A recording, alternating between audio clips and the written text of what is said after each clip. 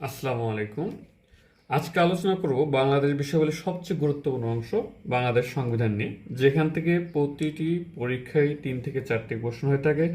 শুধু তাই না, বাংলাদেশের সংবিধান জানা থাকলে আপনার রিটেন ভাইভাতে অনেক লাভ, এবং এটা আপনাকে পড়তেই হবে। শুধু লাভ না, এটা আপনাকে বাধ্যতামূলকভাবে পড়তে হবে।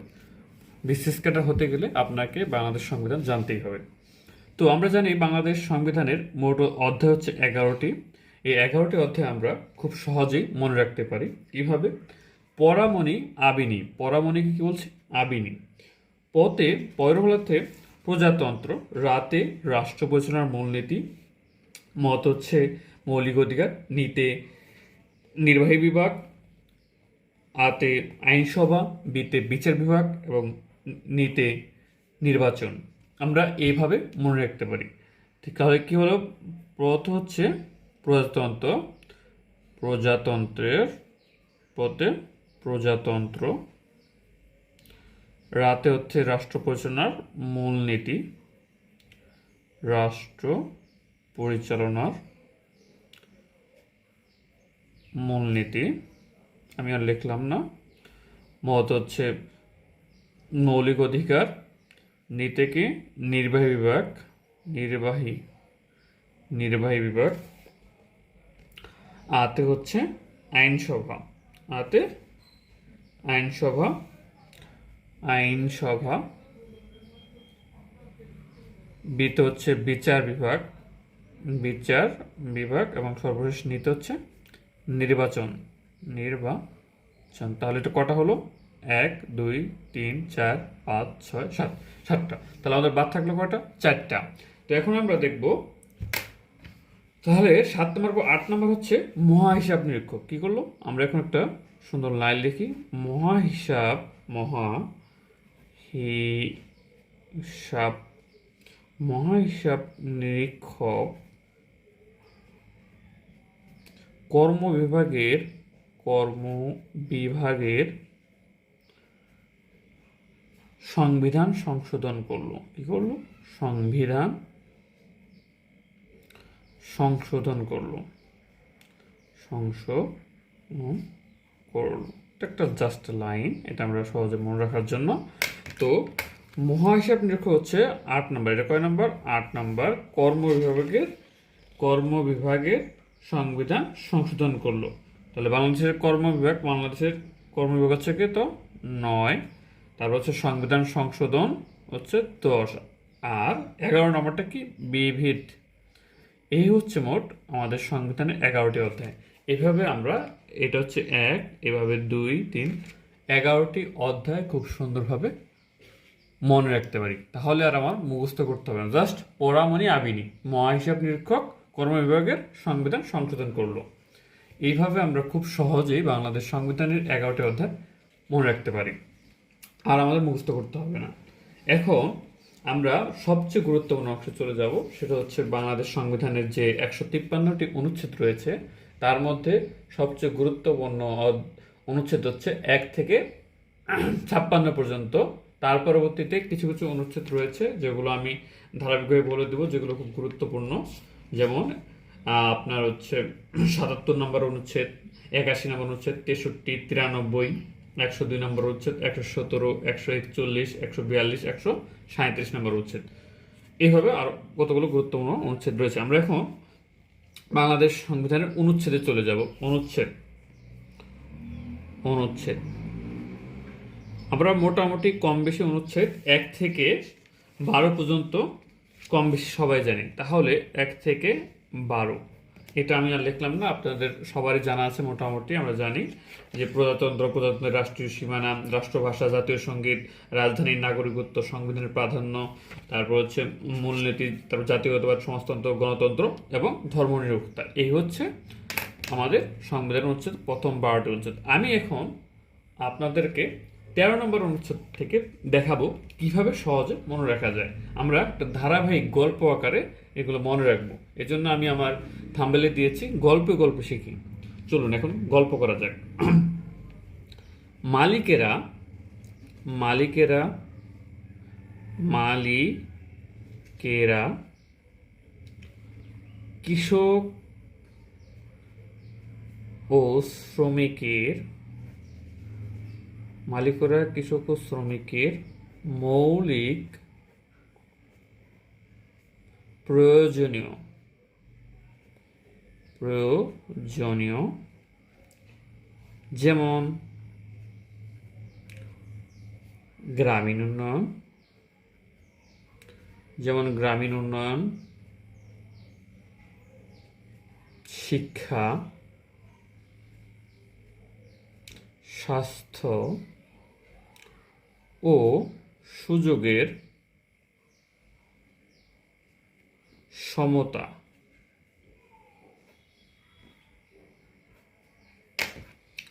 এখানে আগে লিখে নেই, তাহলে কনফিউশনটা দূর হয়ে যাবে। 13 থেকে 21 পর্যন্ত আমরা এখানে লিখব স্বাস্থ্য ও সুযোগের সমতা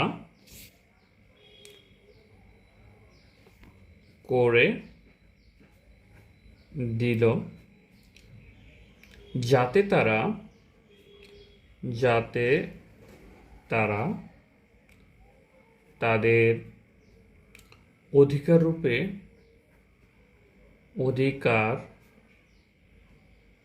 রূপ কর্ম হিসেবে সরকারি কর্মচারীদের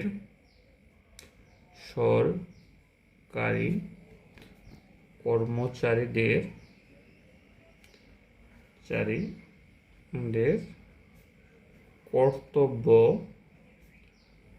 পালন করতে পারে।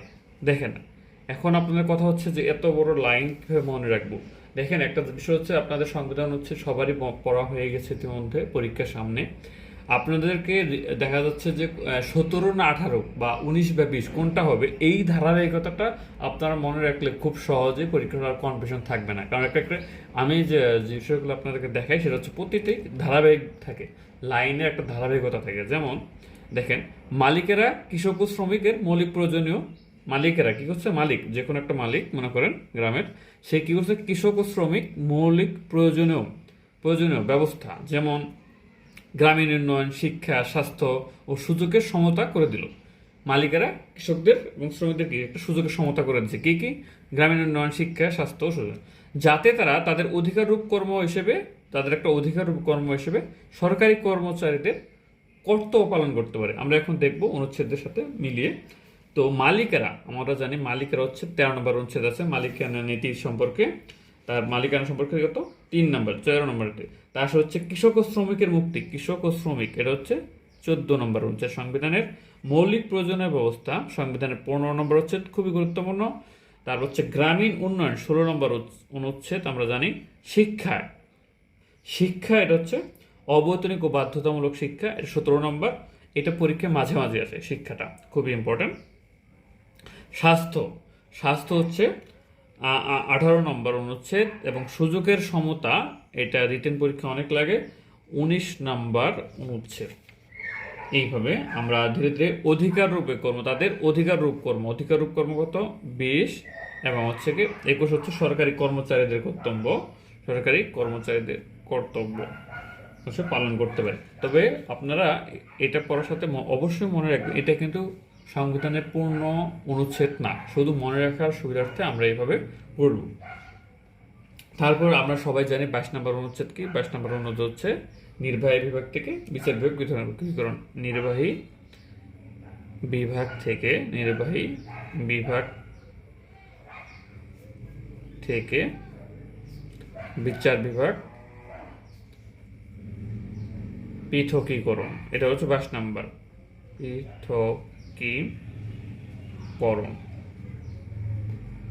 পৃথকীকরণ। এখন আমরা চলে যাব 23 থেকে 25 নম্বর অনুচ্ছেদ। 23 থেকে 25 নম্বর অনুচ্ছেদ খুবই ইম্পর্টেন্ট, এটাও আমাদেরকে জানতে হবে। এখন আমরা 23 থেকে 25 নম্বর অনুচ্ছেদ দেখব। কত দেখব? 23 থেকে 25।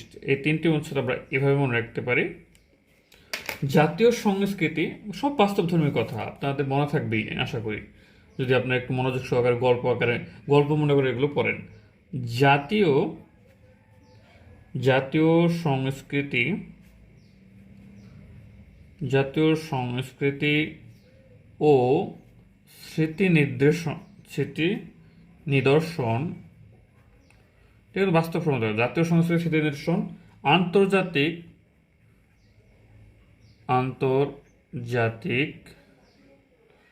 শান্তি ও নিরাপত্তায় নিজের পরিচয় তুলে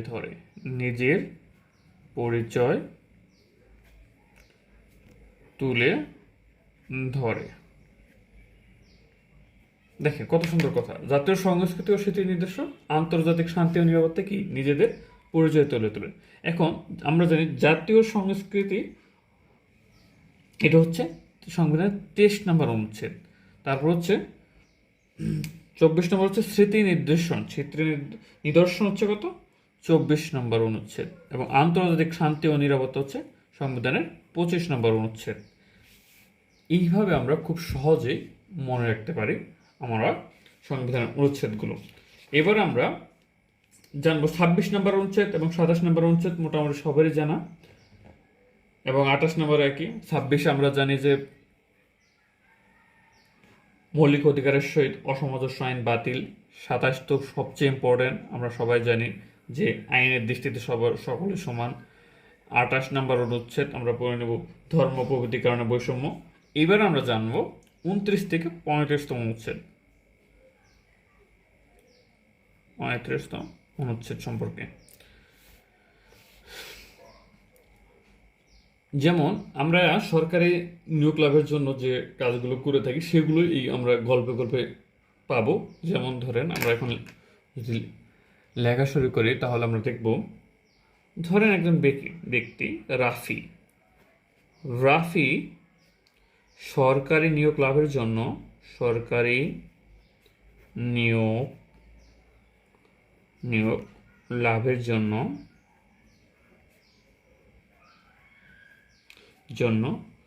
বিদেশি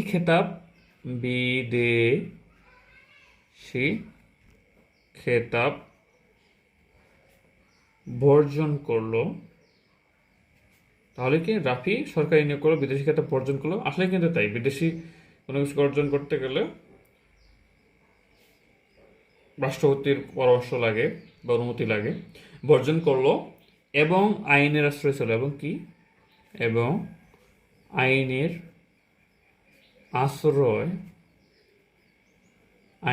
আশ্রয় চাইল, যাতে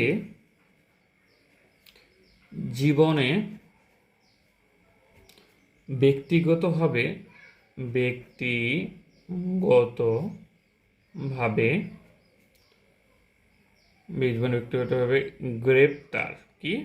গ্রেপ্তার জবরদস্তি ও বিচারের সম্মুখীন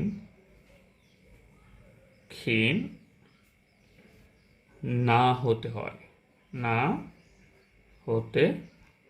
হয়। তাহলে দেখেন কি সুন্দর একটা কথা। প্রথমটা কি, রাফি কি করছে? সরকারি নিয়োগ লাভের জন্য সে প্রথমত বিদেশি খেতাব বর্জন করলো, তারপর সে আইনের আশ্রয় চাইল, এবং জীবনে যাতে ব্যক্তিগতভাবে গ্রেপ্তার এবং জবরদস্তি শ্রম ও বিচারের সম্মুখীন না হয় সেই জন্য সে দুইটা জিনিস করছে। সেটা একটা বিদেশি খেতাব বর্জন করছে, আর একটা হচ্ছে আইনের আশ্রয় আছে। কি সুন্দর ধারাবাহিক লাইন। রাফি সরকারি নিয়োগ লাভ। এখন আমরা দেখব সরকারি নিয়োগ লাভ, এটা কি আমরা জানি সংবিধানের 29 নম্বর অনুচ্ছেদ। বিদেশি খেতাব প্রভৃতি বিষয় আছে কত নম্বর? বিদেশি খেতাব প্রভৃতি বিষয় আছে কত নম্বর? 30 নম্বর। তারপর হচ্ছে আইনের আশ্রয় চাওয়া, এটা কি সংবিধানের 31 নম্বর অনুচ্ছেদ। আবার হচ্ছে জীবন ও ব্যক্তিগত, এটা হচ্ছে কয় নম্বর? 32 নম্বর অনুচ্ছেদ।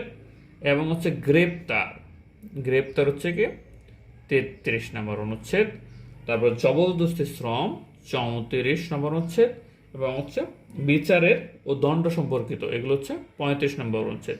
আমি আবার বলি, এগুলো হচ্ছে শুধুমাত্র আমাদের মনে রাখার স্বার্থে গল্পে গল্প মনে রাখা, এটা কখনোই আমাদের বাংলাদেশ সংবিধানের হুবহু অনুচ্ছেদ নয়। আপনারা শুধু মনে রাখার জন্য এভাবে মনে রাখতে পারেন। লিখিত পরীক্ষা আপনাদেরকে একটু ভালো করে পড়তে হবে। এইভাবে আমরা আমরা বাংলাদেশের সংবিধানগুলো খুব সহজে মনে রাখতে পারি। আপনাদের ভালো লাগলে পার্ট 2 আসবে ইনশাল্লাহ। ধন্যবাদ।